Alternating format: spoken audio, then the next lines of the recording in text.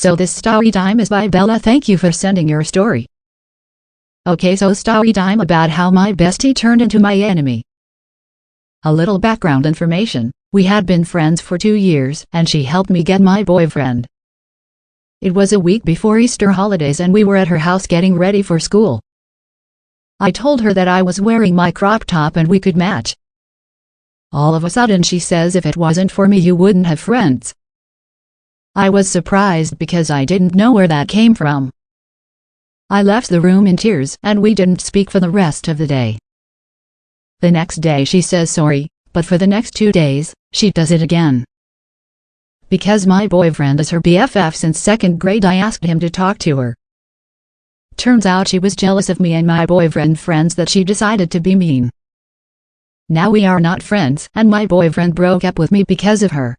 If anyone's wanting to know how to get revenge on someone who spread rumors about you, listen to this story and it may come in handy. So I had a friend that we can call Miranda who was obsessed with me. I was genuinely friends with her, but she would never give me a break. I could not get a breather from her at any point in time. Everywhere I went, she went. And Miss Girl would actually get so upset with me anytime I would go over to another friend's house. I knew she was really insecure and just trying to get attention, so I tried to be patient with her. However, one day I just could not take it anymore. I got into a massive fight with her over how overprotective she is. I literally said, "You are a stage 5 clinger." And in response, this girl ended up joining my basketball and softball team, which I've been on for forever. She told her mom that I was bullying her, which was a complete lie, but then her mom went to the coaches. She got me kicked off the team and then continued to spread rumors about me. I ended up losing my best friends and even my boyfriend over the rumors that she spread about me. So that's when I decided to get revenge. So I decided that I was going to send her over an apology gift with makeup in it, which was a mix of drugstore items and poison ivy. So I got revenge on my obsessive best friend for spreading rumors about me. So I put together an apology gift for her for bullying her, even though I did not. The gift that I put together was some makeup I got from Walgreens, but I decided to add some poison ivy to the eyeshadow so that she would get a rash. I then set up a hidden camera and watched as she put it on. And as expected, the rash started to form. After she noticed, I started to tell her off and accuse her of all the stuff she did to me. And she was so pissed that I managed to get a confession out of her. She was very much just like, yeah, I did that. Literally over me not wanting to spend every waking second with her. And the best part of it is that she threatened me on camera. So I cut out the part about the poison makeup and told her if she didn't tell my friends, coaches, and significant other what she was doing, I would send the video to everyone. So she admitted to all of her crimes and I got back on the team. I got my friends back and my boyfriend apologized. I ended up totally fine and she ended up losing credibility with basically everyone. Extremely creepy story time on how my aunt passed away. So a little background information. About 5 years ago, my aunt had gotten pregnant. It was really weird because a few months before she got pregnant, the doctor told her that she would never be able to have kids. And her husband had been trying for years. Well, I think like 2 weeks after the baby was born, it had passed away. And I don't really know why. For some reason, my mom won't tell me. Which is weird, but anyways, after that, my aunt just felt like a lot of things weren't going the way that she wanted them to in her life. So she decided to get closer with God. Well, every Sunday night, we go to my grandparents' house for a family dinner. And while we were there, my aunt starts going on this whole rampage. She said that God's not giving her the answers that she needs, and I don't really know what she means by answers. So my grandparents kick her out because she's acting like a psycho. Well, the same night at 3 a.m. in the morning, we hear a knocking on the door. And lo and behold, it's my aunt. So my mom lets her in because she feels bad and feels like she's the only one that will actually listen to my aunt. So she makes everybody sit at the kitchen table. And she pulls out a Ouija board from her bag. Creepy story time about how my aunt passed away, part 2. So like I said, she makes us all sit down at the kitchen table and she pulls out a Ouija board. She was like, I found out how I can get some answers. I just feel like I need you guys around me for positive energy. And my family is very, very religious. Like, we don't with that. But because my mom felt bad for her, she let her use it in our house. But my mom didn't want my sisters and I around that, so she just sent us to bed. Well, the next morning, I wake up and I ask my mom what happened with the Ouija board situation. My mom just said that it was really scary, because before she thought it was like a load of bullshit. And she said that her and my dad didn't touch the Ouija board because, like I said, they were very religious and did not mess with that stuff. But apparently, it said for her not to buy a house with the numbers 2815. Well, 2 years later, my aunt got remarried, and her husband ended up having 2 kids. So they bought a new house, and no, it didn't have the numbers on it. One of their kids accidentally shattered the glass door, so they went and got a new one, and it came with those exact numbers on it. 2 days later, the house burnt down and nobody survived. Story time on why I tried to run over my science teacher because he was a pervert. So back in 2015, I went to a university, which I'm not going to say the name of because I don't want them to know that I'm talking about them. And I majored in nursing, and usually when you major in that type of field, you usually get a lot of like science classes. So my first year, I took chemistry, which all the students have to do for their first year. It was a requirement. And my science teacher, we're going to call him Mr. Jackson. Mr. Jackson was like in his 40s, middle age. He had a wife and 2 sons. I know this because he plastered them all over the damn desk. His class was hard, but he was a really nice teacher. And whenever I needed any help, I could email him. I could come to his classroom after school hours. This went on for the whole year. So one day, I leave his class really late. He offers me a ride back home to my apartment, and of course, I said yes. This is when it gets sus. This is part 2 of why I tried to run over my science teacher because he was a pervert. So, like I said earlier, I left his class late. It was really dark, and he asked if I needed a ride home to my apartment. And of course, I said yes because I thought it might be safer for me to get a ride from him than for me to be walking late in the dark at night. So I give him directions on where to go. He'd ask me questions about things outside of school, and I thought it was nice because it seemed like he genuinely cared. Halfway there, he tells me that he's hungry and if I minded if he parked to the side so he could order food for his house. He ordered his food and then just sat there. And I was like, so are we going to go? Then literally out of nowhere, this man starts bawling. I felt awkward, but I asked him what was wrong. He starts talking about his family and his wife and divorce. Thought it was weird, but I tried to console him. Then he looks at me, starts rubbing my knees, and says, "This is why I adore you." It gets crazier. This is part 3 of why I tried to run over my science teacher because he was a pervert. So he grabs my face and literally tries to kiss me. I was like, what the heck are you doing? He was like, come on now, I know why you came. In my head, I'm like, And he's like, look, just do me this one favor and I give you an A in my class. And I was like, nope, I'm leaving. And he yanks me back closer to him. And guys, I don't know what it is, but I got this like body trigger. Like the moment someone touches me, I'm throwing hands. And I'm messing up Mr. Jackson so bad that he had to hop out of his car. And at that moment, I just saw red. When he got out, I closed and locked his doors.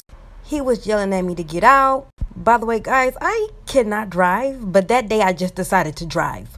And I swerved, almost crashing the car, trying to run over him. He runs off and runs into the bushes somewhere. From there, I hopped out and ran. Storytime on how I found my daughter without even looking for her. When I was 15, I got pregnant by who I thought was the love of my life. But as soon as he found out that I was pregnant, he said he didn't want anything to do about it and that if I wanted, I could get an abortion. I'm not gonna lie, I was thinking about it. I decided to tell my mom. I was scared at first, but then I remembered my mom and I have a really good relationship. And she told me I had 3 options. I could have the baby, I could have an abortion, or I could have the baby and give it up for adoption. I decided to have the baby, which later on I found out it was a girl, and then give her up for adoption because I wasn't going to be able to give her the life that she deserved. And I said that maybe in the future, I would look for her, explain to her what happened, and tell her that I could be a part of her life if she wanted me to.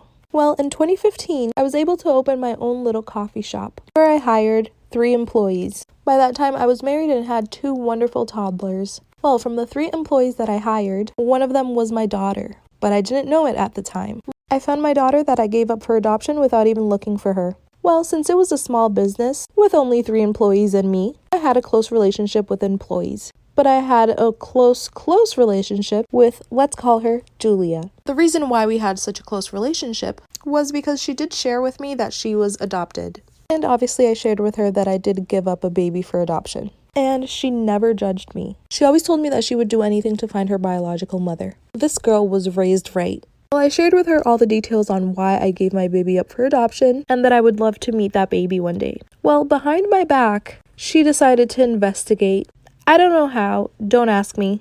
3 months later, she came in with some paperwork, told me that she was my daughter, with tears in her eyes. And well, I obviously busted out crying as well. I asked her to forgive me and I told her why it all happened. She told me those weren't sad tears, they were tears of joy. Said she never hated me, and now we're in each other's lives. How crazy. Storytime about my horrible toxic ex. My ex and I had been friends for 3 months. When he asked me out, I said yes because I really liked him. But the relationship only lasted 1 month. He started showing red flags really quick. He would constantly try to monopolize my time. If I told him that I couldn't hang out, he would show up to my house randomly without even asking if he could come over. It's like he was checking to see if I was telling the truth or not. Anytime I would be babysitting, he would also show up and ask to hang out. Obviously, I would say no because I was working. He also monitored all of my social media. If I posted anything about BLM, he would get so angry and he wouldn't talk to me. One day I get a text from him saying, "I don't think this is gonna work out anymore." He actually broke up with me over text. I was on a road trip with my family at the time, so I was so distracted and I thought I'd be okay. A few days later, I find out he started dating my best friend. Then he started sending me abusive text messages.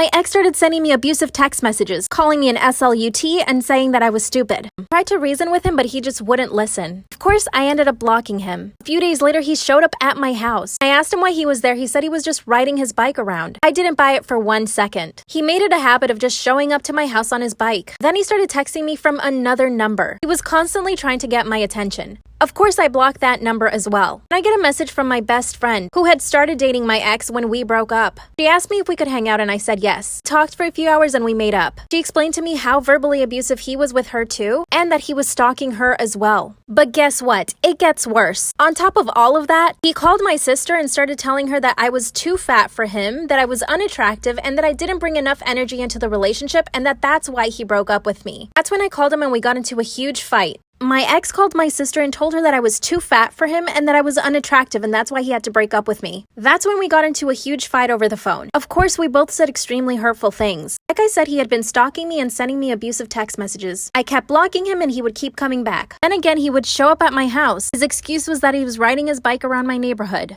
I told him I needed space. A few days later, I'm hanging out with my friends and there he is. Shows up totally uninvited. Everyone knew what had happened, but he still tried to talk to me. Of course, I ignored him. A few hours later, I get a ton of notifications from Instagram. Guess what? It's my ex. He started begging for forgiveness. He was trying to justify every single thing he did. There was no excuse for his abusive behavior. Not to me or my best friend. I told him to leave me alone, but he still kept sending the messages. They're starting to get to me. I know I shouldn't want to be with him, but part of me still loves him. He's the first person I've ever fallen in love with. I don't know what to do. This is gonna be a story time of how I almost drowned someone's baby. Y'all, I cannot sleep at night because of this. I cannot believe that I did this to someone's child. Let me go ahead and explain myself. So I was babysitting for this one rich ass family. What's so amazing about it was the fact that the parents were never home. At the same time, I was just a senior in high school. I didn't have much to do after school either. I didn't have hobbies. I didn't play a sport. So I had all the time in the world to babysit for their kid and house sit for them. This baby was only 1 year old. Since the baby was so young, I had to keep eyes on it at all times. They had this big pool area and they said that if I ever wanted to go swimming, I could, and there was a floaty for the baby. One day while I was house sitting and babysitting for them, I went in the pool and I put the baby on the floaty thing. Somehow I forgot that that baby existed. I felt something in the bottom of my feet at the pool. It was like slippery, so I kicked it out the way because I thought it was a toy. And then when I turn around me, I see that the baby is not on the floaty. I look down and I see this tiny human sunk in the water. This is part 2 of how I almost drowned someone's baby. But when this was happening, I was on my phone, so I was distracted. I looked down in the pool and I see that the baby is drowning. I don't really know how to explain the way that my heart skipped a beat at this exact moment. Like, my heart was beating regularly and then all of a sudden it skipped 2 beats at a time. My ass was in my forehead. Immediately dived down into the pool, took out the baby, but the baby was suffocating. Now listen, I never did CPR, but God blessed me with those skills in that very moment. I was able to keep myself calm and did CPR on the baby and was able to get it to breathe again. I did not tell nobody about this. I didn't tell the parents. The baby is fine. I really should have told the parents because what if it did cause a health issue? But from what I've seen, the baby's fine. Yeah, I didn't tell them what happened, but I quit babysitting because I felt guilty. They haven't said anything about their baby dysfunctioning, so the baby is fine. Just because of this, I pulled myself out of babysitting and I'll never babysit ever again because I'm clearly not responsible enough. So I might just be a little bit stupid, just a tad bit. So I've been trying to get healthy. I've been trying to get those gains, gain some weight, get some meat on my bones. And one thing that really helps you gain weight is protein. So I was looking around my kitchen and I saw that we had protein powder. So I was like, great, I'll just take some protein powder. Now my issue here is I did not know the difference between pre-workout and protein powder. So I thought protein powder and pre-workout were the same thing. And people just pour down pre-workout down their throat. So I assumed you could do the same thing with protein powder. Turns out, no, that's a horrible idea. And them dollars made my spidey sense of ring. And that booty on that body made me spring. Then I took her to my pad, made her sing. First she asked me for a thing, now she cling. I see she threw it. Oh, you hella saucy. Did you stew it? Wonder what it cost me. I threw some shoes in. Ice be on my body. I'm never bruising. Hey, yeah, 4 flights, 1 month, bitch.